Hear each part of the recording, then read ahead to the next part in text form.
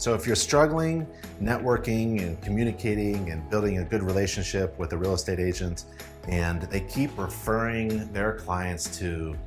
an agent from another school or organization, they're just terrible, or maybe an unaccredited, unlicensed home inspector, or a shady kind of person they're not following the code of ethics. We have an article that helps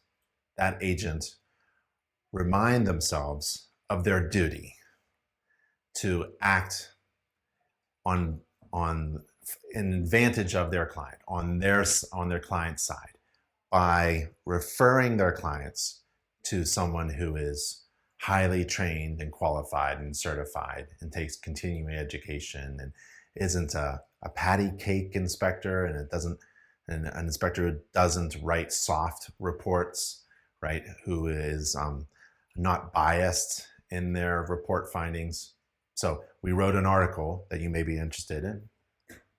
and maybe pull some language from there about a real estate agent's duty to recommend an inspector, to select an inspector who is